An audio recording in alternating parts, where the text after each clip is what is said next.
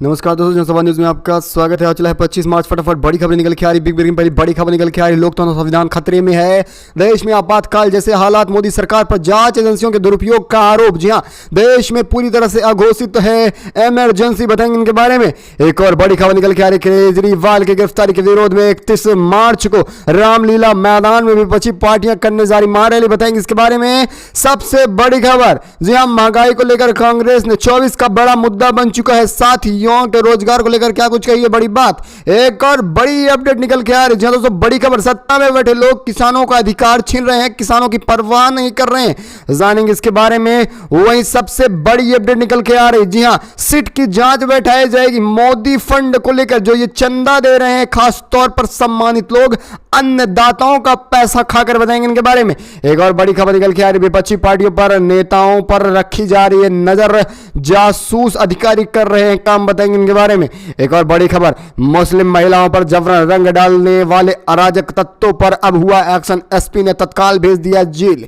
एक और बड़ी खबर, कांग्रेस की चौथी लिस्ट आने के बाद अभी भी अमेठी और रायबरेली को क्या कुछ सस्पेंशन बना है, आखिर कौन उतर सकता है यहां से चुनाव के लिए, बताएंगे इनके बारे में। सबसे बड़ी खबर, दिल्ली में आम आदमी पार्टी के विरोध को लेकर लगातार सुरक्षा चाक चौबंद हो चुकी है। बदयू हत्याकांड को लेकर अब बच्चे के पिता ने आत्महत्या करने की कोई कोशिश, बड़ी खबर निकल के आ रही है, बेहद जरूरी। लेकिन उससे पहले आपसे एक छोटा सा निवेदन करें, हमारे चैनल है तो चैनल को सब्सक्राइब लाइक जरूर दबाइएगा। देश दुनिया की फटाफट बड़ी खबरों को पाने के लिए दरअसल पहली और सबसे बड़ी खबर निकल के आ रही है, बता दें देश में पूरी तरह से लोकतंत्र संविधान खतरे में है, देश में आपातकाल जैसे हालात है, मोदी सरकार जांच एजेंसियों का कर रही है दुरुपयोग, विपक्षी पार्टियां लगा रहे हैं बड़े आरोप। जी हां, कांग्रेस की हिमाचल प्रदेश इकाई में रविवार को आरोप लगाया कि देश में घोषित आपातकाल जैसे हालात हैं, उन्हें सभी पार्टियों के खातों के लेन देन बंद कर दिए, साथ ही विपक्षी नेताओं को भी गिरफ्तार किया जा रहा है। जहां देखा जाए देश में अभी जिस तरह के माहौल लगातार दो बीते वर्षों में पनप रहे हैं, ऐसे में देखने में यही लग रहा है कि पूरी तरह से एक राजा की तानाशाही चल रही है, जिससे जब मन कर रहा है गिरफ्तार किया जा रहा है, जिसके ऊपर जो मन कर रहा है एक्शन हो रहा है। विपक्षी पार्टियों के ऊपर लगातार ईडी सीबीआई के एक्शन होते नजर आ रहे हैं, कहीं ना कहीं देखा जाए उन्हें मेन मुद्दों से भटकाया जा रहा है। और साथ ही इसके साथ ये देखा जाए कि जिस तरह से कांग्रेस पार्टी जो विपक्षी पार्टियों में सबसे बड़ी पार्टी है, उस पर भी अब बड़े आरोप लगाए जा रहे हैं, उसके अकाउंट को भी सीज कर दिया गया। और ऐसे में जब लोकसभा चुनाव नजदीक है, इसे आप किस तरह से देखा। दूसरी तरफ अरविंद केजरीवाल की गिरफ्तारी कहीं ना कहीं एक तरह से लोकतंत्र को खतरे में डाल रही है, क्योंकि जिस तरह से अरविंद केजरीवाल की गिरफ्तारी हो रही है ऐसे चुनाव के समय में शराब घोटाले के नाम पर, लेकिन यहां पर शराब घोटाला मेन चीज नहीं, मेन चीज है 24 का चुनाव, जिसे साधने की कोशिश कर रही है बीजेपी, और हर एक तरीके से वो सत्ता में आने की कोशिश करेगा। इसे आप किस तरह से देखें, मेरा कमेंट के माध्यम से देना बोलेगा। और बड़ी खबर निकल के आ रही, दिल्ली में फिर से होने जा रही है महारैली, इस बार किसानों की रैली नहीं, ये नेताओं की रैली होने वाली। अरविंद केजरीवाल की गिरफ्तारी के विरोध में 31 मार्च को रामलीला मैदान में होने जा रही है महारैली। जी हां, बड़ी खबर, दिल्ली के मुख्यमंत्री अरविंद केजरीवाल की गिरफ्तारी को लेकर विरोध में इंडिया गठबंधन दिल्ली के एक मेगा रैली का ऐलान कर दिया। आम आदमी पार्टी और कांग्रेस के नेताओं ने एक ज्वाइंट प्रेस कॉन्फ्रेंस का ऐलान किया कि रैली राजधानी के रामलीला मैदान में आयोजित की जाएगी और ये रैली 31 मार्च को होने वाली है। जी हां दोस्तों, आम आदमी पार्टी और कांग्रेस के नेताओं ने ज्वाइंट प्रेस कॉन्फ्रेंस में कहा, देश के अंदर जिस तरह से प्रधानमंत्री मोदी तानाशाही का रवैया अपना रहे हैं, ऐसे में देश का लोकतंत्र खतरे में है और लोकतंत्र की भी हत्या की जा रही है। मुख्यमंत्री की गिरफ्तारी के बाद ये तमाम चीजें बात निकल के आ रही हैं। उन्होंने कहा कि देश में संविधान और लोकतंत्र को बचाने के लिए मोहब्बत ही एक जरिया है, यहां पर नहीं चलेगी तानाशाही। विपक्ष पार्टी के नेताओं ने कहा कि देश में एक एक करके संपूर्ण विपक्ष को खत्म करने की कोशिश की जा रही है। प्रधानमंत्री पूरी तरह से इमरजेंसी का इस्तेमाल कर रहे हैं और ये इमरजेंसी अभी अघोषित है और आने वाले समय में इमरजेंसी जब घोषित हो जाएगी तब और भी कष्ट होगा। अच्छा, एक और बड़ी खबर निकल के आ रही, चलते हैं अगले अपडेट। सत्ता में बैठे लोगों को किसानों की परवाह नहीं है, सरकार के खिलाफ एक बार फिर शरद पवार ने बोला करारा हमला। एनसीपी प्रमुख शरद पवार ने शनिवार को केंद्र सरकार पर निशाना बोलते हुए कहा, सत्ता में बैठे लोगों को देश के किसानों की कोई परवाह नहीं। उन्होंने दावा किया कि 2024 में किसानों की आय दोगुनी करने वाली पार्टी अब कहां गायब हो चुकी है। यानी बीजेपी जो हमेशा बात कर रही थी कि किसानों की आय दोगुनी हो जाएगी 10 साल हमारे राज करने के बाद, अब कहां दोगुनी हो रही है, ये बात कोई और नहीं बल्कि विपक्ष के नेता शरद पवार पूछ रहे हैं बीजेपी से। वहीं देखा जाए अरविंद केजरीवाल को लेकर कहा कि अरविंद केजरीवाल कड़ी मेहनत कर रहे थे, उन्हें भी जेल भेज दिया गया है। दिल्ली के चुनाव में बीजेपी केवल 2% सीट जीत पाएगी, बाकी सीटों पर केजरीवाल फिर से जीतने वाले हैं। यही वजह है कि अरविंद केजरीवाल को गिरफ्तार कराया गया, क्योंकि बीजेपी को डर है कि वो चुनाव हार जाएगी। अगर आपको भी ऐसा लगता है तो वीडियो को लाइक का समर्थन दीजिएगा।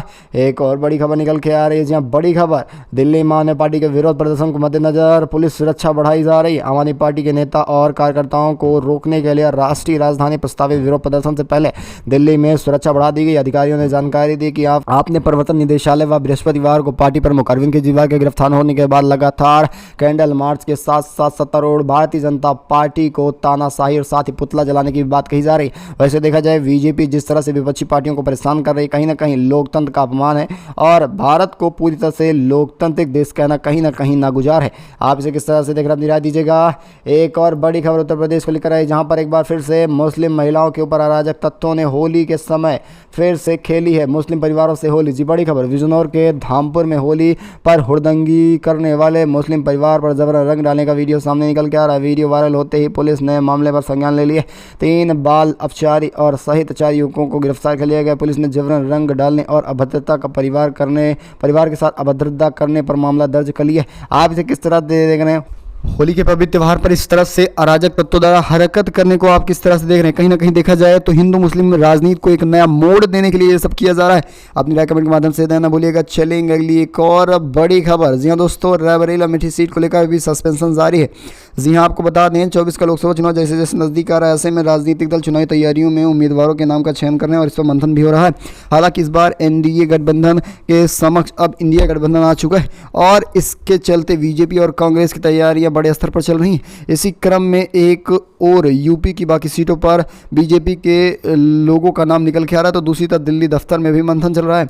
कांग्रेस ने यूपी में 9 सीटों पर उम्मीदवारों की घोषणा कर दी है, लेकिन अभी रायबरेली और अमेठी सीट पर उम्मीदवारों की घोषणा नहीं हो पाई है। वैसे देखा जाए रायबरेली और अमेठी गांधी परिवार का गढ़ माना जाता है और यहाँ पर गांधी परिवार ही सत्ता में रहा है, लेकिन 19 में कुछ बदलाव हुआ और इस बदलाव का अब फिर से बदला लेने के लिए कांग्रेस पार्टी सत्ता में आने के लिए तैयार है।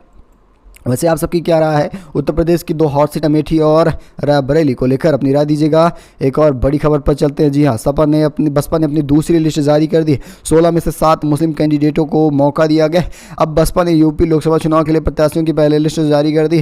पहली लिस्ट में 16 प्रत्याशियों का नाम सामने निकल गया, जिसमें 7 मुस्लिम हैं। लोकसभा सीट सहारनपुर में माजिद अली बसपा उम्मीदवार होने वाले हैं। मायावती ने कैराना में श्री कपल राणा के साथ सहारनपुर से माजिद अली के नाम पर फाइनल मुहर लगा दी है। माजिद अली कांग्रेस के इमरान महमूद को टक्कर देने के लिए तैयार हैं। नगर से दारा सिंह प्रजापति को मैदान में उतारा जा रहा है। वहीं बिजनौर से विजेंद्र सिंह, नगीना से सुरेंद्र पाल सिंह और मुरादाबाद से मोहम्मद इमरान सैफी खासतौर पर बसपा से चुनाव लड़ने के लिए तैयार हैं। वैसे आप सबकी क्या राय यूपी में? जिस तरह से आपने देखा था कि कर्नाटका में गठबंधन कर रही है बसपा, क्या इसी तरह से आने वाले चुनाव में इंडिया के साथ गठबंधन में जा सकती है या नहीं? अपनी राय कमेंट के माध्यम से दीजिएगा।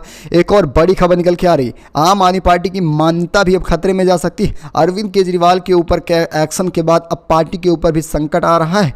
कथित तौर पर शराब घोटाले में मनीष सिसोदिया, संजय सिंह और न सिर्फ अरविंद केजरीवाल की मुसीबतें बढ़ रही हैं और दूसरी तरफ अब आम आदमी पार्टी भी संकट में घिर चुकी है। कथित शराब घोटाले से जुड़े मनी लॉन्ड्रिंग मामले में दिल्ली के मुख्यमंत्री के खिलाफ केस में ईडी ने आम आदमी पार्टी की तुलना एक कंपनी से कर दी और इसके संयोजक को सीईओ बता दिया गया और ये बात निकल के आ रही है। अभी 1 साल पहले राष्ट्रीय पार्टी बनती है आम आदमी पार्टी और इसके बाद अब इसकी राष्ट्रीयता पर भी सवाल उठने लगा है। वैसे आप सबकी क्या राय है? क्या केवल अगर विपक्षी पार्टियों को परेशान करने के लिए बीजेपी तरीके सोचती है? कहीं ना कहीं देखा जाए विपक्षी पार्टियां भी इन सब अपराधों में लिप्त रही हैं। अपनी राय कमेंट के माध्यम से देना भूलेगा। एक और बड़ी खबर निकल के आ रही, कांग्रेस ने महंगाई को लेकर बीजेपी पर बोला करारा हमला। सन 2014 का आंकड़ा लेकर पहुंच चुकी है कांग्रेस। कहां आय दोगुनी हुई है और कहां महंगाई कम हुई है। जी हां दोस्तों, आपको बता दें राहुल गांधी ने ट्वीट कर करारा हमला बोलते हुए बीजेपी को आईना दिखाया है। आपको बता दें प्रधानमंत्री लगातार किसानों की आय दोगुनी करने की बात कर रहे थे अपने चुनावी कैंपेनों में और साथ ही महंगाई कम करने की बात हो रही थी, तो कांग्रेस ने अपने आंकड़े सामने रखे हैं। कांग्रेस का कहना है कि सन 2014 में 10 किलो आटा 210 रुपए में था, लेकिन आज 24 में जहां अच्छे दिन और अमृतकाल चल रहा है तो ऐसे में 450 रुपए पार हो चुका है 10 किलो आटा। और साथ ही उन्होंने बात की कि अरहर की दाल 80 रुपए किलो हुआ करती थी सन 2014 में, लेकिन आज 188 रुपए किलो हो चुकी। पेट्रोल के दाम की बात ना की जाए, जहां पेट्रोलों के दाम को लेकर रैलियां करते थे प्रधानमंत्री, आज वही पेट्रोल के दाम 100 के पार जा चुके।